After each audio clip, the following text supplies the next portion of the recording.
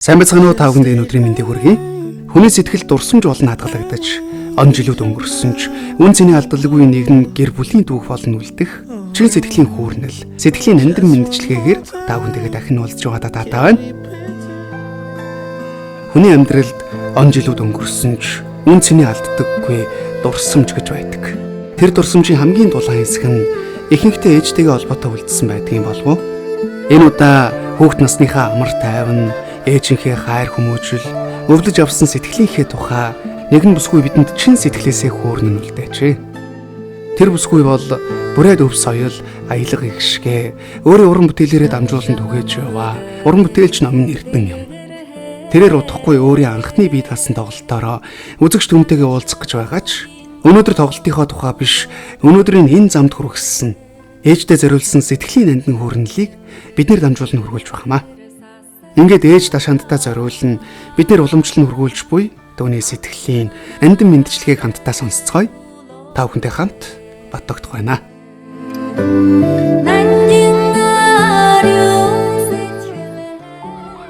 Ээж, хүний амьдралд зарим дурсамжууд цаг хугацаа өнгөрөх тусам бүдгэрн нарилдаг.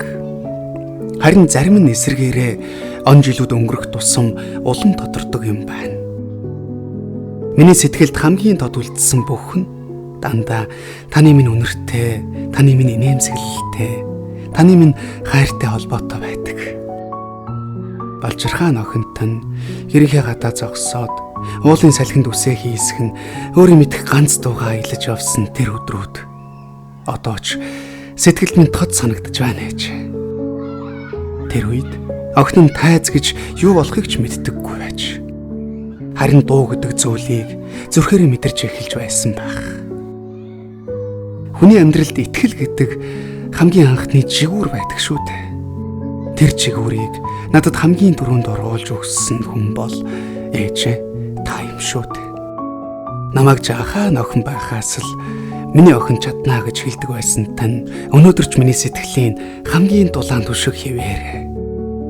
Ээж хүний итгэл гэдэг өр хүүхдийнхээ жигүүр доороос чимээ гаргалгүй үлээж байдаг үл үзэгдэх салхи юм байна. Тэр салхи л намайг баг болчир наснаас минь алсаас зөөлөн түшиж аюул бүхнээс нь өмөрлөж өөрөө ч анзааралгүй өнөөдрийн намайг бүтээжээ.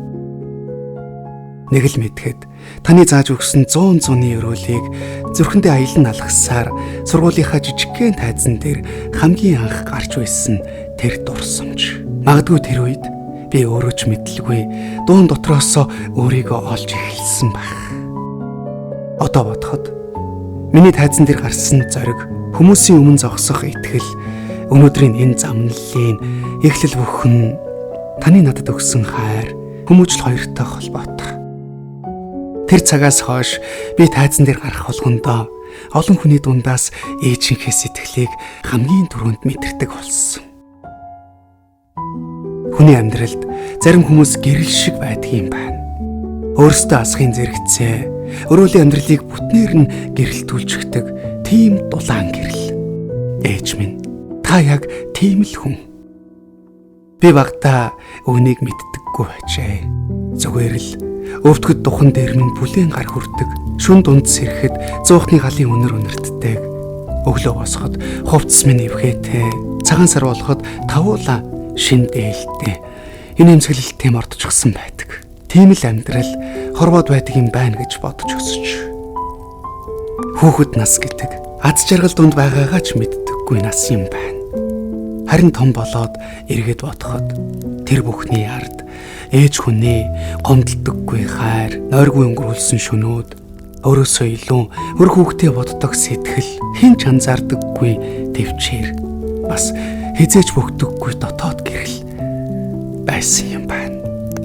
Тийм болохоор л миний хүүхэд нас ээжийн хайраар үлгэдүүлсэн амар тайван байжээ. Шүн дөлөөр зуухны галын дэргэд ганг, чихэр өвсний үнэр гэр дүүрэхэд та биднийг ангааж суудагсан. Тэр үнэрийг би одоо хүртэл мартдаггүй. Миний хүүхэд насны хамгийн анхны амар тайван тэр үнэр одоо хүртэл дотор минь байдаг.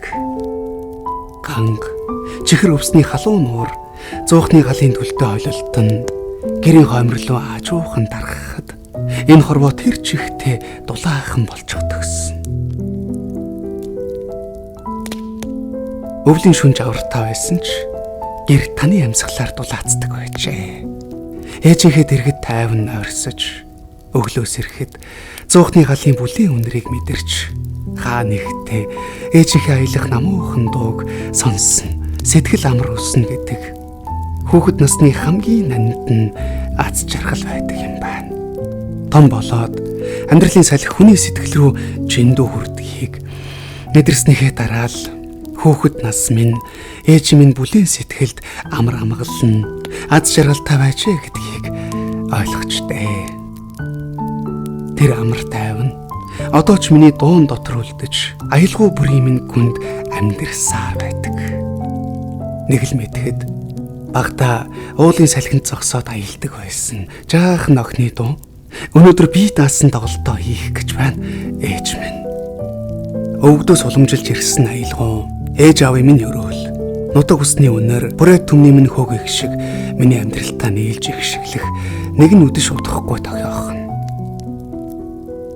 Охин нь энэ тоглолтоороо мартагдаж болохгүй аялга, тасарч болохгүй соёл, сэтгэлээс сэтгэл рүү дамждаг тэр дулаан мэдрэмжийг зон олонтойгоо хамтдаа мэдэрхийг хүссэн юм. Тайзан дээр гарах тэр мөчөд бүрээд аялга ихшиглэн. Нутаг усны үнэр ихшиглэн. Өвгдөөс уламжилж ирсэн уян ихшиглэн.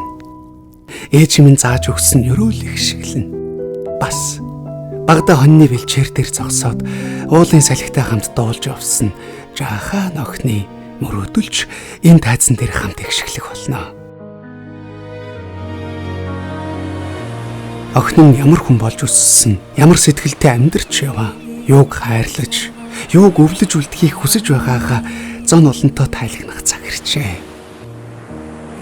Тайзан дээр ихшиглэх аялгүй бүхний цаана аав ээжийн минь хайр, хүмүүжил, ерөөл хамт байх болно. Өнөөдөр охин нь тайзан дээр дуугаад уулж яваач сэтгэлдээ бол гэрийнхээ хойморт ээжийнхээ дууг сонсож суусан тэр л жаахан охин хэвээрээ шүү. Ээж минь урт удаа наслаж амар амгалан байхраа. Охинт нь тандаа маш их хайртай.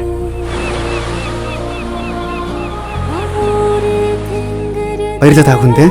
Хүн гэдэг хаанаас гаралтайгаа ямар аялгаар ээждээ эрхэлж өсснөө, ямар дуугаар бүүэлүүлж унтснаа зүрхэндээ насан туршдаа авч явдаг вүлээ. Тэмдээч өвгдөөс уламжилж ирсэн аялга их шиг нутаг усны үнэр ээжийн өрөөл хүний сэтгэлээс хязээж холддоггүй хүзээ. Бүрээ түмний язгуур хөг сэтгэлийн уянгийг тээж яваа уран бүтээлч ном нэртний ээж дашхандтай зориулсан мэдчилгээг хамтдаа сонслоо.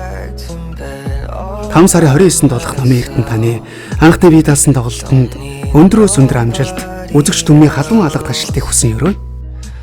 Та бүхний голомт өр хүүхдийн инээ дээр дүүрэн амар амгалан элэг үтэн баахын үлзийтэй өрөөлийг өргөн дэвшүүлье.